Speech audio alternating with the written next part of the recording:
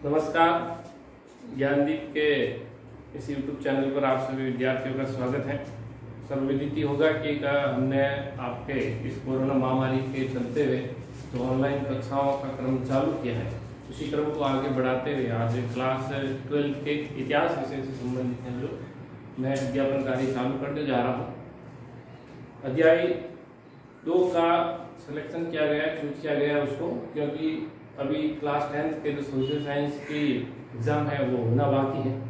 उनके सिलेबस के अंदर भी इससे संबंधित कुछ है तो उन लोगों को भी फायदा मिले। दोनों कक्षाओं का ध्यान में रखते हुए चालू किया गया। अन्य लोग भी जो कोई कंपटीशन परीक्षाओं की तैयारी कर रहे हैं वो भी इससे लाभ ले सकते हैं। समान रूप से सभी कंपटीशन परीक्षाओं में ये सबसे महत्वपूर्ण टॉपिक है। तो अध्याय 2 का नाम है भारतीय इतिहास के स्वर्णिम पृष्ठ। ठीक है, अध्याय 2।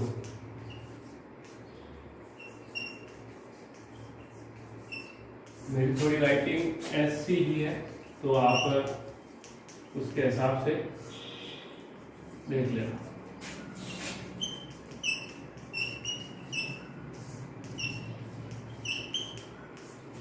भारतीय इतिहास के स्वर्णिम, सबसे पहली बात तो है भारतीय इतिहास। क्लास 11 के अंदर हमने है जो विश्व इतिहास के बारे में पढ़ा था और आज हम यहाँ पर भारतीय इतिहास के बारे में पढ़ने जा रहे हैं। तो विस्तृत रूप से पूरी किताब के अंदर भारतीय इतिहास को मौर्य काल से लेके स्वतंत्र होने तक विस्तृत रूप से सारांश रूप में दिया गया, क्योंकि एक कक्षा के अंदर संपूर्ण इतिहास को पढ़ना एक तरह से नामुमकिन सा लगता है, क्योंकि संभव नहीं हो पाता है। बहुत विस्तृत रूप में इतिहास होता है। तो भारतीय इतिहास से पता चल ही गया होगा कि भारतीय इतिहास के बारे में अध्ययन करेंगे। स्वर्णिम पृष्ठ, स्वर्णिम पृष्ठ का मतलब है कि किस समय से किस काल से है जो भारतीय इतिहास का एक अच्छा काल चालू होता है, जो अपने माना जाता है मौर्य काल से है जो भारतीय इतिहास का स्वर्णिम काल चालू होता है, क्योंकि इसी काल से है जो हमें लेखन, जो पाषाण के ऊपर लेख मिले। ठीक है, हालांकि उससे पहले का इतिहास है, लेकिन उसमें जो सिंधु घाटी सभ्यता के अंदर लेख मिले उसको अभी तक पढ़ा नहीं गया। वैदिक काल के अंदर जो साहित्यिक रूप के अंदर हमको मिला है, पुरातात्विक स्रोत के रूप में बहुत अल्प मात्रा में चीजें मिली हैं, तो कहीं ना कहीं उसकी प्रामाणिकता को संदेह के घेरे से देखा जाता है। खैर, जो भी है, अपने को मौर्य काल से चालू करना है। आपको पता ही होगा, छोटी कक्षा में आपने पढ़ा होगा कि अशोक मौर्य है जो बड़े बड़े शिलालेख लिखवाता है। वो शिलालेख आज भी सब जगहों पर हमको मिलते हैं। ज्यादातर शिलालेख देखते हैं कि हम ब्राह्मी लिपि और प्राकृत भाषा में हमको लिखे हुए मिले हैं। इसके अलावा भी और 4 लिपियों के अंदर हमको, जैसे अरेमाइक लिपि हो गई, खरोष्टी लिपि हो गई, ग्रीक जो यूनान की लिपि थी, उसके अंदर भी हमको पश्चिम उत्तर में देखने को मिलते हैं। तो मौर्य काल का चालू करने से पूर्व मैं आपको बताना चाहूंगा कि मौर्य काल प्रारंभ होने से पहले इतिहास किस प्रकार का रहा था, क्योंकि किसी भी विषय को पढ़ने से पूर्व उसकी थोड़ी पृष्ठभूमि तैयार कर लेनी चाहिए, ताकि पीछे का चीज ध्यान में रहे तो हमको पढ़ने में भी थोड़ी आसानी हो। तो चालू करते हैं मौर्य काल। मौर्य काल का जो टाइम पीरियड माना जाता है वो 322 ईसा पूर्व से लेकर के 184 ईसा पूर्व तक माना जाता है। चंद्रगुप्त मौर्य है जो इस वंश की नींव रखता है, इसकी शुरुआत करता है। तो हम चंद्रगुप्त मौर्य के बारे में विस्तार पूर्वक पढ़ेंगे। उससे पहले देखते हैं कि किस वंश का यहाँ पर शासन रहा।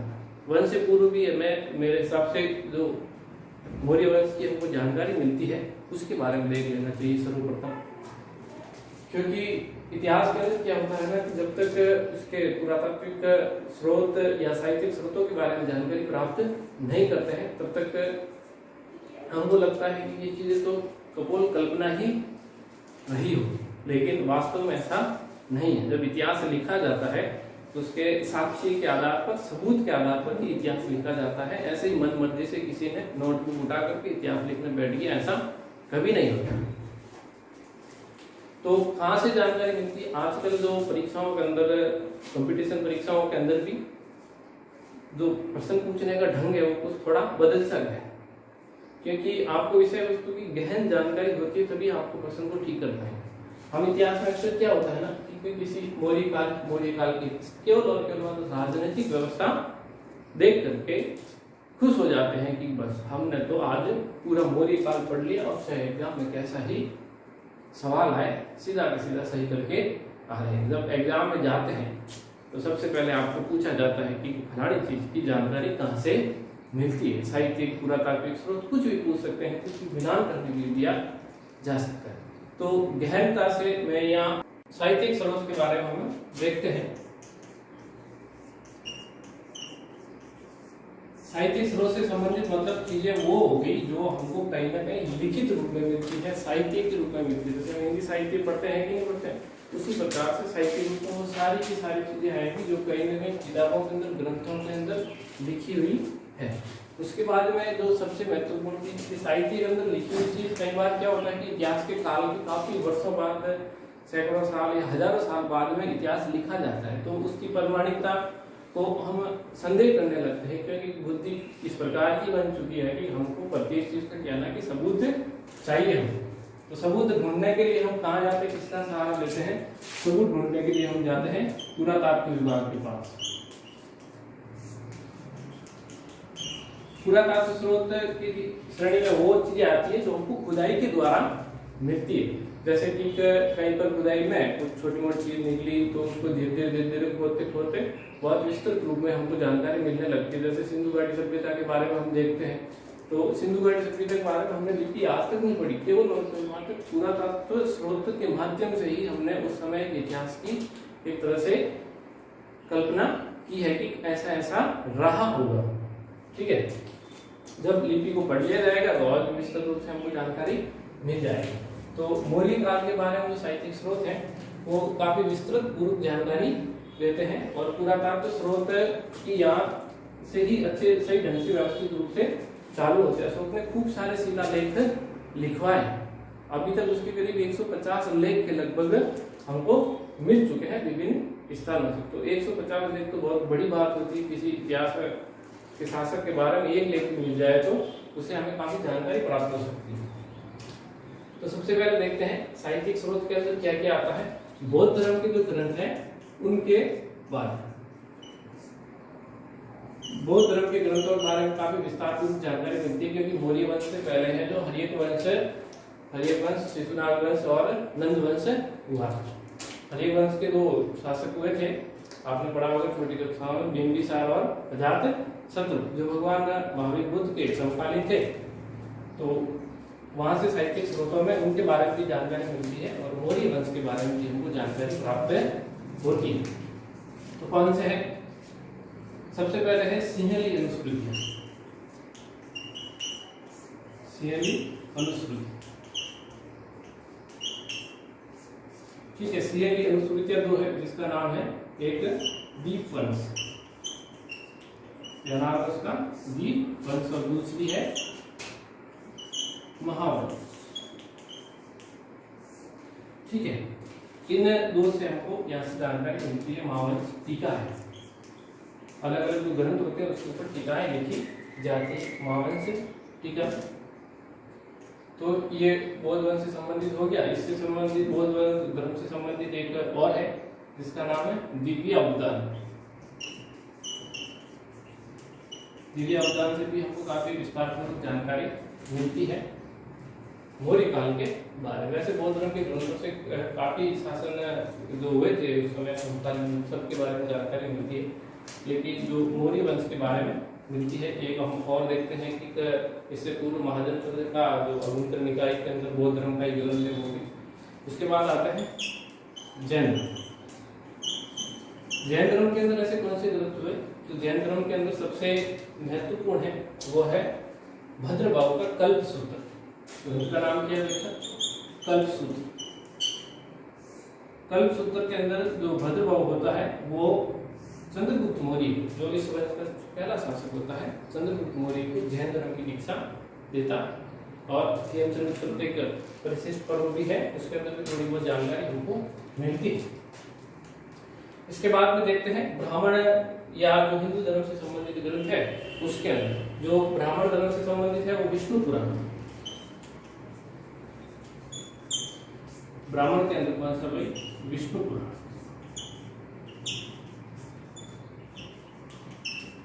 विष्णु पुराण से हमें मौर्य वंश के बारे में जानकारी मिलती है। पुराण अक्सर घोषित काल में लिखे गए हैं, तो इसके बारे में कि भाई कौन सा शासक आगे आएगा, कौन सा शासन करेगा, उसके हिसाब से बताया गया।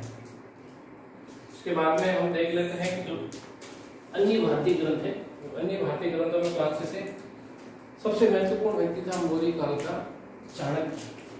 आप सबको पता ही होगा, चाणक्य को और 2-3 नामों से जाना जाता है, चाणक्य, कौटिल्य और विष्णुगुप्त।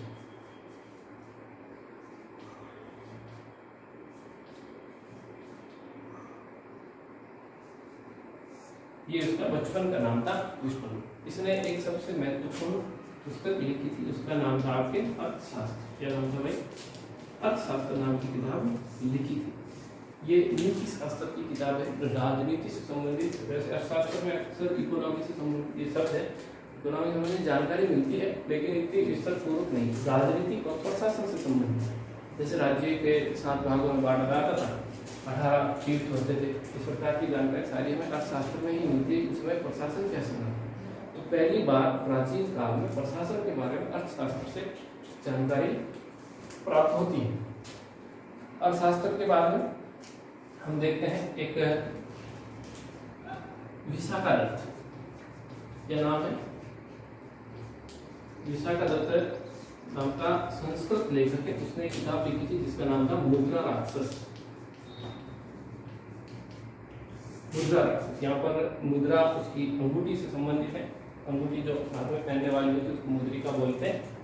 राक्षस व्यक्ति का नाम है, जो मौर्य काल से पहले नंदवंश आए और उस नंदवंश में अमात्य का कार्य करता था या अमात्य था। संस्कृत का लेके हमें ध्यान रखना चाहिए कि साथ में किस भाषा में लिखा गया है। संस्कृत में लिखा गया है, ये एक नाटक है, वीररस का नाटक है। किस प्रकार से चाणक्य है जो लोगों को अपने पक्ष में करके चंद्रगुप्त मौर्य के शासन को और ज्यादा शक्तिशाली बना। उसके बाद में विशाखा दत्त की मुद्रा राक्षस होगी, और भी कई सारे हैं। सोमेंद्र की वो कथा, व्रत कथा मंजरी भी है। तो इसके बाद में हम देखते हैं कि जो जानकारी के प्रमुख स्रोत हैं वो विदेशी के आधार पर आ जाते हैं। विदेशी साक्ष्य हमको कहाँ से मिलते हैं, तो सबको ही पता है, छोटी क्लास में पढ़ते आ रहे हैं। चंद्रगुप्त मौर्य में एक राजदूत आया था, इस राजदूत का नाम क्या था भाई? मेगास्थनीज।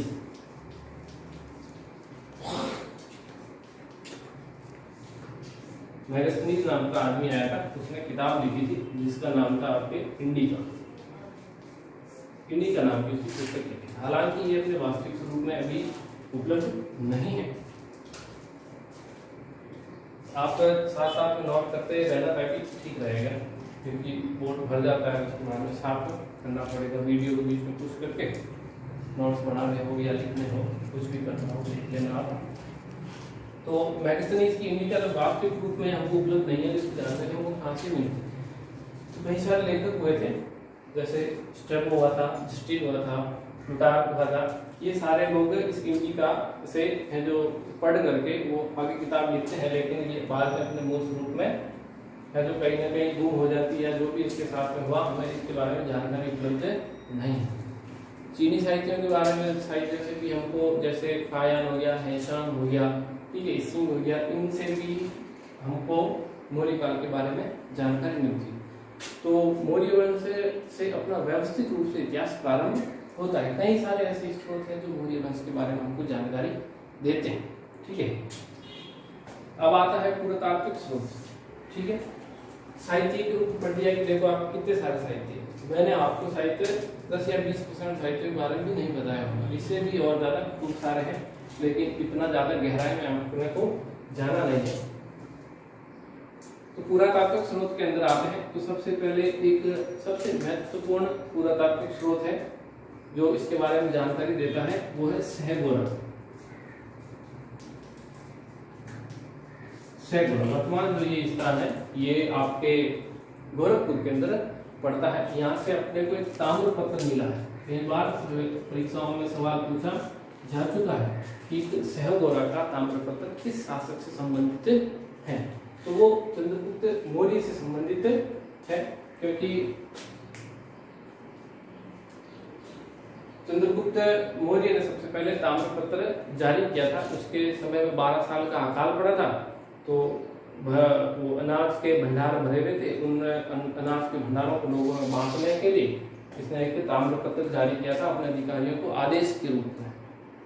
ठीक है, कागज वागज का उस टाइम प्रयोग था कि नहीं था पता नहीं है, तो ताम्रपत्र के रूप में लिख करके आदेश दिया था कि जो अनाज भंडारों के अंदर भरा हुआ है वो लोगों के अंदर बांट दिया जाए ताकि इस आपदा से राहत पाई जा सके। जैसे आजकल कोरोना महामारी की भी आपदा चल रही है, उसमें सरकार और स्थानीय सब लोग अपने अपने प्रयास कर रहे हैं। तो यहाँ पर चंद्रगुप्त मौर्य ने भी ये प्रयास किया था।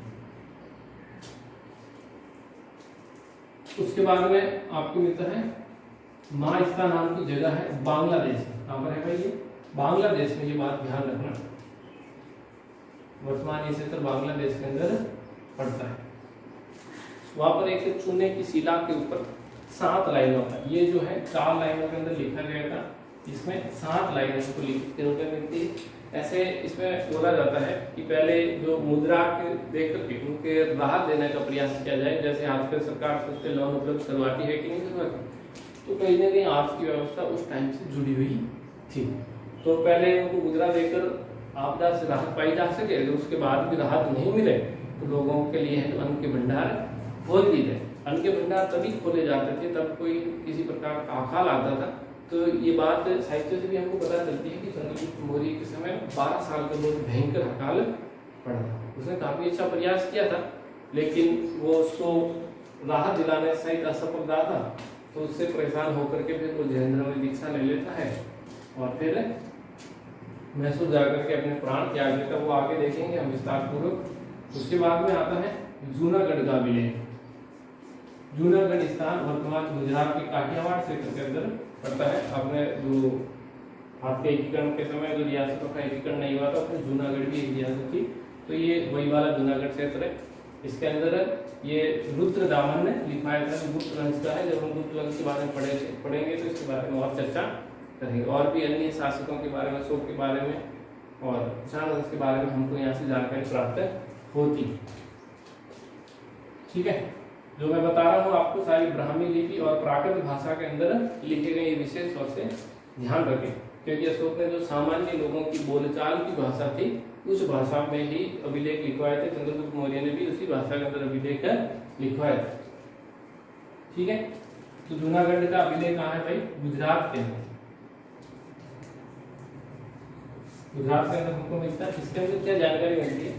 इसके अंदर जानकारी मिलती है कि एक व्यक्ति था जिसका नाम था पुष्यगुप्त। क्या नाम था भाई? पुष्यगुप्त वैश्य, जो चंद्रगुप्त मौर्य के उस क्षेत्र का राज्यपाल शासन देखने का काम करता था। इसी पुष्यगुप्त वैश्य ने वहां पर एक झील का निर्माण करवाया था जिसका नाम है सुदर्शन झील।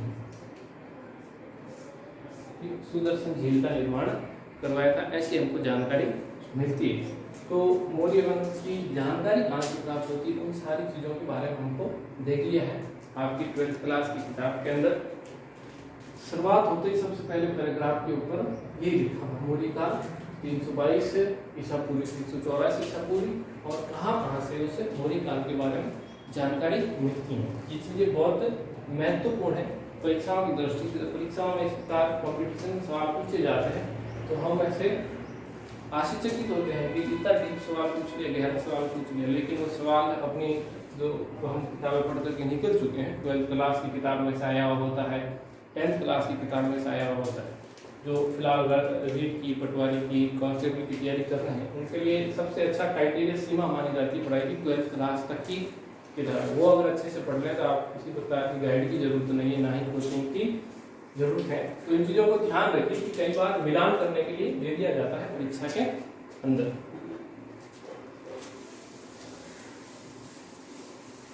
जो विदेशी वकांत के अंदर मैं आपको एक बात और साथ में बताता चलूंगा, अभी जगह नहीं थी नीचे, तो बता देता हूँ कि जो चंद्रगुप्त मौर्य था उसके बारे में विदेशी जो साहित्यिक स्रोत थे, ठीक है, विदेशी साहित्यिक स्रोत में अलग अलग प्रकार के हमको नाम मिलते हैं उसके। जैसे कि सबसे पहले नाम मैं आपको बताना चाहूंगा सेंड्रोपोटस। क्या नाम था भाई? सेंड्रोपोटस, ठीक है। सेंड्रोपोटस नाम का उल्लेख कौन करता? सबसे पहले आया था जो विदेशी यात्री मेगास्थनीज, ठीक है। मेगास्थनीज ने उसको अपने इंडिका के अंदर सेंड्रोपोटस नाम से पुकारा। मेगास्थनीज किताब के ऊपर ही अलग किताबें लिखते हैं, जैसे एक हो गया स्ट्रेबो, ठीक है, स्ट्रेबो और जस्टिन, ये तीन लेखक हैं जो इसको सेंड्रोपोटस नाम से पुकारते हैं। उसके बाद में नाम आता है आपके एंड्रोपोटस। ज्यादा फर्क नहीं है, स और ए का फर्क है यहाँ पर। एंड्रोपोटस, एंड्रोपोटस नाम किसने बोला था? एक एरियन नाम का यूनानी इतिहासकार था, उसने इसको एंड्रोपोटस कहा है। और एक सबसे महत्वपूर्ण आदमी है इस समय का, वो है प्लूटार्क। प्लूटार्क ने भी इसको एंड्रोपोटस से बोला। ये प्लूटार्क जो हम मौर्य काल के बारे में पढ़ते हैं कि इसके पास 6 लाख की सेना थी। कितनी सेना थी भाई? 6 लाख की बहुत बड़ी सेना होती है उसमें, 6 लाख की सेना। ये बात हमको प्लूटार्क के माध्यम से ही जानकारी होती है। और परीक्षा में सवाल पूछा जाता है कि चंद्रगुप्त मौर्य की सेना को डाकुओं की सेना किसने कहा था?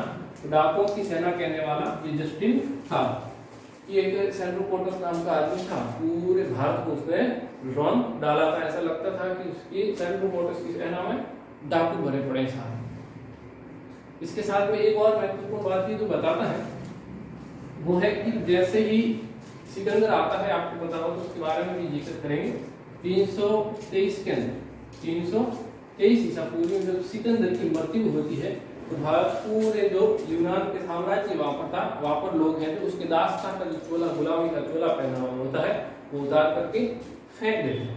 तो ये बात भी हमको जस्टिन बताता है कि दास्तां का चोला उतार करके वहां के लोगों ने फेंक दिया था, और उसका नेतृत्व करता है जो सेंड्रोपोटस था। एक और नाम मिलता है इसका, सेंड्रोपोक्टस, ठीक है। यहाँ पर लग गया है आधा, और ज्यादा कुछ नहीं है, अन्य इतिहासकारों के माध्यम से मिलता है। उसका नाम है आपके फिलाटस, ठीक है। फिलाटस हमको इसको सेंड्रोपोटस के नाम से जानते हैं। ये दो महत्वपूर्ण है। सब किसने कहा था? एक किसने कहा? ए से आप एलियन के नाम से भी याद रखते हैं, और 6 लाख से प्लूटार्क के नाम से भी याद रखते हैं ना, दो लोगों के माध्यम से। काफी महत्वपूर्ण सवाल है, जो ज्यादातर कॉम्पिटिशन परीक्षाओं के अंदर ये सवाल पूछा जाता है, ठीक है। तो उम्मीद करता हूँ कि आपको इतना समझ में आ गया होगा। शुरुआत में थोड़ा बहुत कुछ बोरिंग लग रहा होगा, क्योंकि आपके हिसाब से इतिहास के अंदर तो स्टोरियां होती है, लेकिन आपको बता देना चाहूंगा कि जो स्टोरी का माध्यम है वो केवल और केवल मात्र राजनीतिक पक्ष के अंदर होता है। तो हमको राजनीतिक पक्ष तक इतिहास अच्छा लगता है, उसके बाद में इतिहास में हम कहीं ना कहीं बोरिंग होने लगते हैं। इतिहास के अंदर सारे पक्ष पढ़ने पड़ते हैं, सांस्कृतिक भी पढ़ना पड़ता है, राजनीतिक भी पढ़ना पड़ता है, आर्थिक भी पढ़ना पड़ता है, प्रशासनिक भी पढ़ना पड़ता है। मौर्य काल के बारे में भी सब कुछ देखेंगे। तो अब है मौर्य काल की शुरुआत। सबसे पहले जो शासक था उसका नाम है चंद्रगुप्त मौर्य।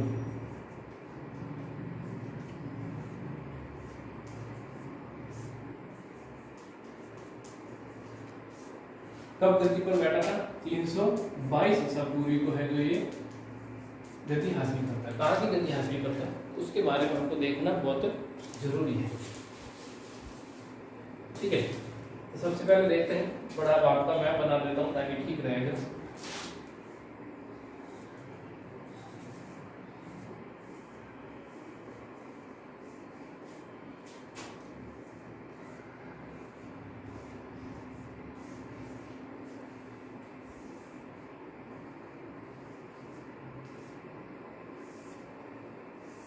कई काफी इससे एरिया से संबंधित ही है, पूरे मैप की जरूरत नहीं है।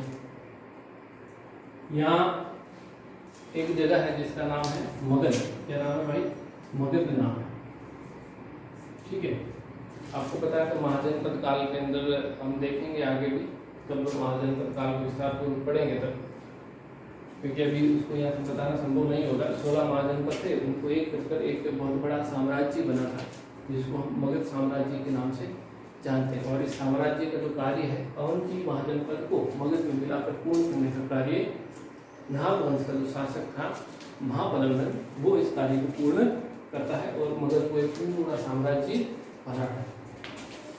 तो जब मैं बात कर रहा हूँ उस समय मगध साम्राज्य की राजधानी है पाटलिपुत्र। ठीक है, इसके ऊपर जो शासक राज करता है वो कौन है? घनानंद। घनानंद नाम का यहाँ पर शासक है, अभी वर्तमान शासन करता है तत्कालिक 322 ईसा पूर्व का।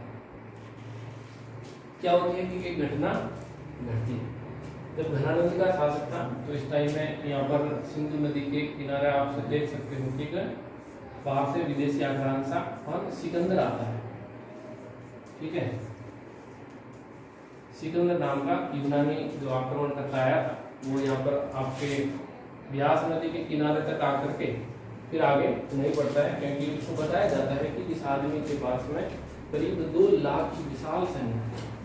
2 लाख की विशाल सेना, ठीक है, बहुत बड़ी सेना होती है 2 लाख की समय के अंदर। आजकल भी कई सारे देशों के पास में नहीं है। तो सिकंदर तो आगे बढ़ना चाहता था, लेकिन यहाँ पर पहले राजा आम्बी से भिड़ता है तक्षशिला में, मतलब आम्बी तो अधीनता स्वीकार कर लेता, राजा पोरस से भिड़ता है, तो सिकंदर को काफी बड़ा मुकाबला करना पड़ता है। जब यूनान से यहाँ तक आते हुए उसने ऐसा मुकाबला नहीं किया था, उसको वहाँ पोरस के राजा से उसको जो सेनाब झेलम नदी के बीच में ये युद्ध लड़ा जाता है, जैसे विशेष तौर से झेलम नदी के किनारे पर, जिसको इतस्ता नदी बोलते हैं। इस बार क्लास में सवाल भी आया था कि सिकंदर ने राजा पोरस से युद्ध कहाँ पर लड़ा, तो इतस्ता या झेलम नदी के किनारे पे ये युद्ध लड़ा गया। तो जब ये अटैक करता है, घनानंद होता है, घनानंद की सेना से घबरा करके, या फिर कहें हैं कि उसके सैनिक है तो युद्ध लड़ने की तैयार नहीं, क्योंकि यूनान से विजिट करते हुए चले थे। करीब 6 माह का समय हो गया। 6 माह का समय काफी लंबा होता है, तो अपने घर वालों से दूर थे और भारतीय की वीरता से तो राजा पोरस से भिड़ करके वो परिचित हो ही चुके थे। ठीक है, तो ऐसे करके ये सिकंदर वापस चला जाता है। वापस जाते वक्त है तो बेबीलोन नाम की जगह पर इसकी 323 ईसा पूर्व में मृत्यु हो जाती है। मैंने कहा था ना कि जस्टिन ने बताया था कि जैसे ही सिकंदर की मृत्यु होती है, यहाँ के लोग दास्ता का चोला उतार करके फेंक देते हैं। तो ये वापस चला जाता है। घनानंद क्या है कि बहुत ही एक तरह से अत्याचारी या क्रूर शासक था, जनता से निर्दयता पूर्वक कर वसूल करता था। कुछ स्रोतों से हमको पता चला है कि इसके शासनकाल में करीब 11 करोड़ की स्वर्ण मुद्राएं मिलती हैं। कुछ समय में 11 करोड़ की स्वर्ण मुद्राएं, जो बहुत बड़ा खजाना था। खजाना आपकी जनता के ऊपर शोषण करके ही प्राप्त किया जा सकता है, इतनी आसानी से प्राप्त नहीं किया जा सकता। और कुछ जो ब्राह्मण थे इसको शूद्र वर्ग से संबंधित भी मानते थे, तो उससे जो कुल मिलाकर के वहाँ की जनता इससे परेशान हो गई थी। तो एक दिन इसके दरबार का पुरोहित, जिसका नाम हमने देखा था, किताब लिखी थी अर्थशास्त्र, क्या नाम था भाई? चाणक्य। चाणक्य इसके दरबार में आता है। ठीक है, राजा से फेस टू फेस बात करता है। ये चाणक्य और राजा जी आपस में बात कर रहे हैं, दोनों के बीच में थोड़ी झगड़ा सा हो जाता है। चाणक्य बोलता है राजा को कि आप एक राजन होकर इस प्रकार से भोग विलास में व्यस्त हैं, जबकि यहाँ की जनता पूरी तरह से परेशान है। एक राजा होने के नाते आपका ये धर्म बनता है कि आप जनता के लिए कल्याण का कार्य करें, भोग विलास में व्यस्त नहीं हो। तो इतना बड़ा राजा, बहुत पैसे थे इसके पास में, काफी अच्छी इसकी मतलब जो आर्थिक स्थिति थी काफी अच्छी थी। ऐसे राजा को इस प्रकार से एक सामान्य सा पुरोहित आकर के बोलता है, तो राजा को गुस्सा आता है और गुस्से में कहता है इसे दुष्ट पुरोहित को मेरे राज दरबार से उठा करके बाहर फेंक दिया जाए। एक अपने महाराज का भी आदर नहीं कर सकता, उसको सलाह दे। ठीक है, तो चाणक्य सैनिकों को रोकता है कि रुक जाइए, मेरे को बाहर फेंकने की जरूरत नहीं है। मैं आज अपनी ये चुटिया की गांठ खोल करके शपथ लेता हूँ कि जब तक तुम्हारे साम्राज्य का समूल नाश नहीं कर देता तब तक चैन से नहीं बैठूंगा। ठीक है, जो पुरोहित होते थे बहुत लंबी सी चोटी रखते थे, तो वो चोटी खोल करके ये शपथ लेता है। 12th क्लास की किताब में कोई भी चित्र आया हुआ होगा, आप देखना कि उसकी चोटी ऐसे इस प्रकार से बाल आगे किए हुए जैसे लड़कियां रखती है कि नहीं, तो उस प्रकार से ऐसे उसके बाल आगे किए हुए हैं, चित्र के अंदर आपको मिल जाए। तो इस प्रकार का वो पर्ण करता है। अब एक सामान्य सा पुरोहित जो है वो इस प्रकार का, तो चाणक्य का हम देखते हैं कि किस प्रकार से विवाद हो जाता है और ये मगध राज्य छोड़कर बाहर जाने लगता है। तो मगध के बाहर निकलते वक्त वो एक पेड़ के नीचे विश्राम करने के लिए बैठता है। तो वहां पर है जो कुछ बच्चे खेल खेल रहे हैं। ठीक है, जैसे देखो ये पेड़ है, इस पेड़ के नीचे ऐसे यहाँ पर ये बच्चे बैठे हैं, खेल खेल रहे हैं। ऐसे बच्चों के सामने मंडली जमी हुई, जैसे राजा वगैरह बैठते हैं, टीवियों वगैरह देखते हैं कि किस प्रकार से राजा के शासन में मंडली जमी, और पीछे यहाँ पर जो ये चाणक्य खड़ा ये सब कुछ देख रहा है कि भाई बच्चे किस प्रकार का खेल रहे हैं। जो इस बच्चे के सामने एक दूसरे बच्चे को पकड़ के लाता है कोई छोटा बच्चा और बोलता है कि महाराज ये जो ऐसे मतलब पत्थर की सिंहासन बनाकर उसके ऊपर बैठा रहता है, बोलता है कि महाराज इस बच्चे ने राजद्रोह का अपराध किया, इसके लिए क्या सजा होनी चाहिए। तो महाराज सीधा खड़ा होकर क्या आदेश देता है, राजद्रोह करने वाले के लिए मात्र एक ही प्रकार की सजा हो सकती है और वो है मृत्युदंड। मृत्युदंड से कम राजद्रोह की कोई सजा नहीं हो सकती।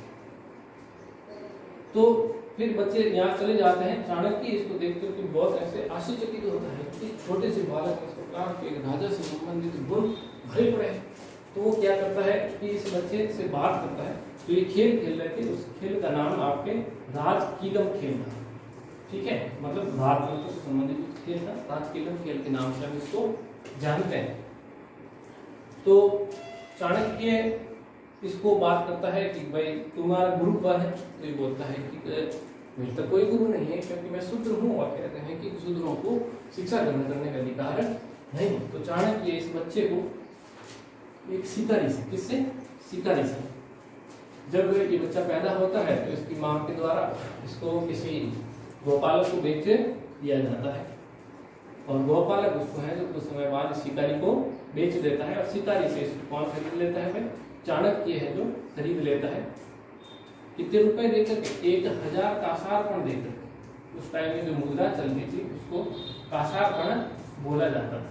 1000 कासारपण देकर के ये इस बच्चे को खरीद लेता है। इस बच्चे को खरीदने के बाद ये यहाँ पर एक बहुत बड़ा विश्वविद्यालय था, जिसको हम देखते हैं कि कई बार तक्षशिला नाम का विश्वविद्यालय जो स्थापना है भरत के राजा, रामायण वाले भरत का पुत्र था तक्ष, उसी ने इस जगह की स्थापना की थी, तक्षशिला। ठीक है, तक्षशिला नाम का विश्वविद्यालय। यहाँ से चाणक्य और ये दोनों कहाँ चले आते हैं, तक्षशिला विश्वविद्यालय आते हैं। चाणक्य इसको अब घनानंद के विरुद्ध हेतु तैयार करें।